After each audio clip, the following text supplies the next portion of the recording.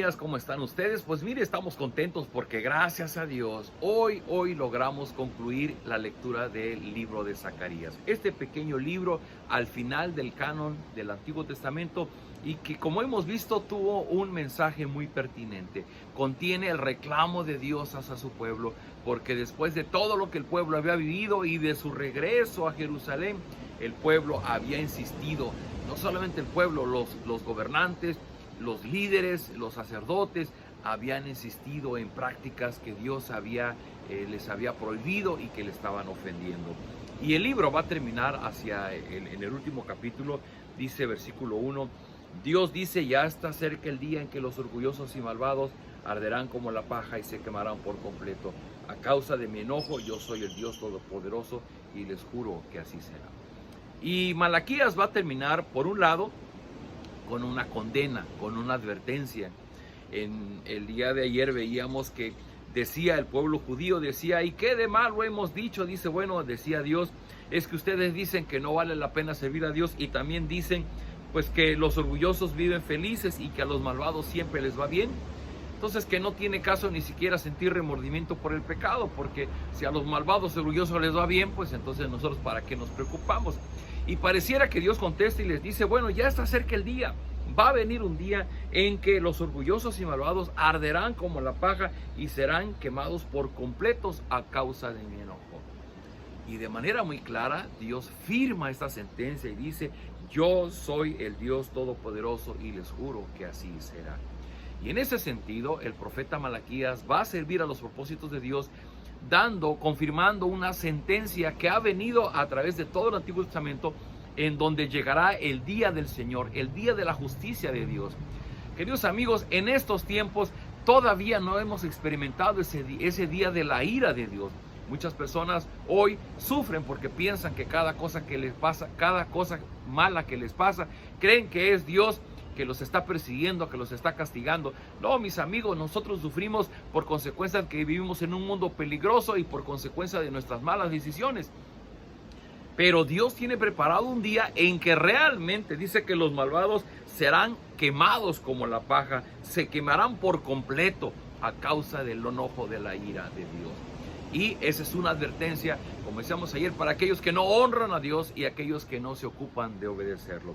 Dice el versículo 2, para ustedes que me respetan, la justicia brillará como el sol y les traerá mi salvación. Entonces ustedes saltarán de alegría como saltan los terneros cuando salen del establo. Por una parte es la advertencia para los orgullosos y malvados, pero por otra parte es una promesa de esperanza para aquellos que honramos a Dios y buscamos obedecerle. Dice, para ustedes que me respetan, la justicia brillará como el sol y les traerá mi salvación. Por eso en algunos textos de la Escritura se dice que Dios dijo: mía es la venganza, yo pagaré, dice el Señor. Dios no quiere que en este tiempo, o Dios nos pide que en este tiempo no tomemos venganza, porque Él al final de los tiempos tomará venganza. Y Él aplicará, dice que la justicia brillará como el sol y nos traerá salvación. Dios está pensando en el día en que Él va a desquitar sobre el malvado. Y aquellos que le hemos honrado, le hemos obedecido, dice que entonces la justicia brillará para nosotros. Sigue diciendo versículo 3, ya tengo preparado ese día y ustedes aplastarán a los malvados como aplastan el polvo que pisan. Yo soy el Dios Todopoderoso y les juro que así será. Son breves palabras, pero yo quiero insistir en la forma en que Dios firma esta advertencia y esta promesa. Dice, ustedes aplastarán a los malvados como aplastan el polvo cuando caminan, cuando van pisando. Vamos pisando y vamos pisando el polvo. Y vuelve a afirmar y dice, yo soy el Dios Todopoderoso y les juro que así será.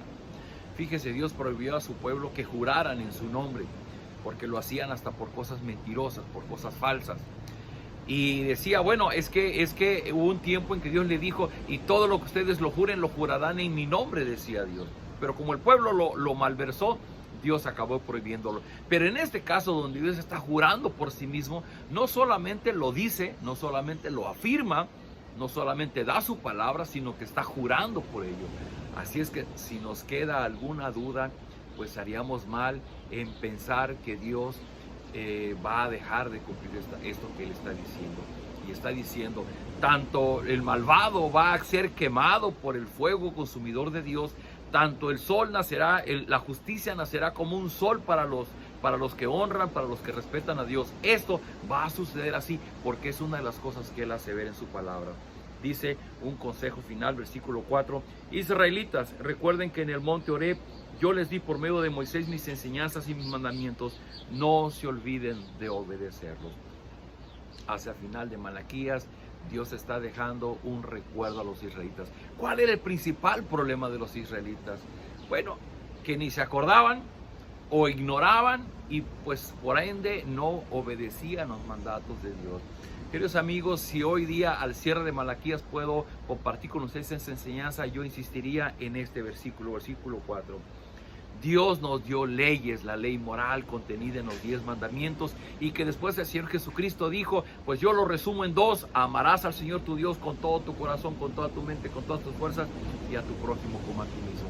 Y toda la Biblia está llena de los mandatos y de la voluntad de Dios para nuestra vida. Como el escudriñar las Escrituras, como el mantenernos en oración, como el congregarnos, como el buscar compartir el Evangelio, como el buscar servir a Dios y servir a los demás, como el mantenernos en comunión con nuestra iglesia, como el ser discipulados, etcétera, como el presentar ante Dios nuestras alabanzas, el presentar ante Dios nuestras ofrendas, en fin. Hay una serie de mandatos, de cosas que Dios espera de nosotros. De tal forma que cuando nosotros oramos y decimos, Señor, que tu voluntad se haga en mi vida, bueno, de eso está hablando, de que podamos cumplir los mandamientos de Dios. Dice versículo 5, antes de que llegue el día en que yo los castigaré, les enviaré el profeta Elías. Él hará que los padres se reconcilien con sus hijos y vivan en paz, pero si no se reconcilian, yo vendré y destruiré la tierra. Y fíjese que esto mismo, Zacarías, más o menos unos 400 años de la venida del Señor Jesucristo, y justamente en Lucas, cuando es el inicio del Evangelio, de la historia bíblica en el Nuevo Testamento, dice en Lucas capítulo 1, versículo 16, le está hablando el ángel al profeta Zacarías, que es el padre de Juan el Bautista, y le está diciendo, este niño hará que muchos en Israel dejen de hacer lo malo y obedezcan a Dios. Llegará antes que el Mesías, con el mismo poder y el mismo espíritu que antes tuvo el profeta Elías. Su mensaje hará que los padres se reconcilien con sus hijos y que los desobedientes comprendan su error y sigan al ejemplo de los que sí obedecen. Además, preparará al pueblo de Israel para recibir al Mesías. Vea usted cómo la Biblia está entrelazada, está interrelacionada, y el libro anterior al Nuevo Testamento, que es Malaquías, está dando profecía de que dice enviaré al profeta Elías, figurando al profeta Juan el Bautista que vendría.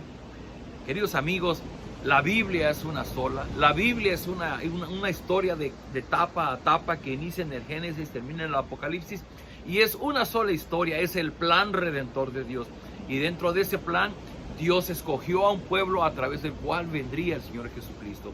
Y el Señor Jesucristo, antes de que Él viniera, vino Juan el Bautista. Todo esto está descrito en la Escritura como parte de una sola historia, que es como una maquinaria muy fina en donde sus engranes van girando de manera puntual, cumpliendo cada uno su función. De esa misma manera, cada uno de los escritos bíblicos encajan en ese desenvolvimiento de la historia bíblica. Pero que el punto culminante, donde estamos llegando al terminar Malaquías, es que justamente en medio, entre el Antiguo y el inicio del Nuevo Testamento, está la persona del Señor Jesucristo como nuestro Redentor. El centro de la Biblia es el Señor Jesucristo. El Antiguo Testamento habla de Él y el Nuevo Testamento habla de Él. Y lo que dice el Nuevo Testamento es que no solo murió en la cruz, no solo resucitó, sino que Él está sentado a la diestra de Dios el Padre, reinando como Señor y como Rey. Y no solo eso, sino también dice que Él volverá por su iglesia para llevarnos a la vida celestial, y que Él aplicará toda su ira en contra de los malvados y aplicará la justicia a través del Señor Jesucristo para vida eterna. Ese es el mensaje del Evangelio. Queridos amigos, pues yo les invito a que oremos, que demos gracias a Dios porque nos permitió terminar Malaquías. Vamos a orar. Bendito Padre, gracias porque tú nos has dado la bendición de poder tener una Biblia y leerla cada día. Hay porciones que son más difíciles de comprender, pero con tu Espíritu nos has permitido entender la mayor parte de ella. Te ruego, Señor, esto que hemos aprendido, que quede grabado en nuestra mente y en nuestro corazón, y que podamos comprender lo que significa que tu ira caerá sobre aquellos que son orgullosos y malvados, contra aquellos que no han creído en el Señor Jesucristo como Señor y Salvador, y cómo el haber creído en Cristo será como cuando la justicia nace como un sol para nosotros, que nos vivifica, que nos purifica, que nos da ánimo, que nos da esperanza. Gracias, Señor, por esta palabra. Confírmala en nuestros corazones.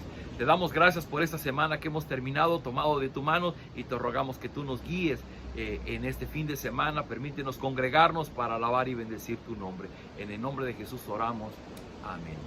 Queridos amigos, no me resta más que invitarles. El día de mañana empezamos con la primera carta de Pablo a los Corintios. Vamos a aprender mucho seguramente. Es otro contexto, es otra historia, es otro contenido, pero seguiremos aprendiendo mucho. Le invito, conéctese mañana. Empezamos primera carta de Pablo a los Corintios. Un abrazo de su Iglesia Cristiana Península Viva.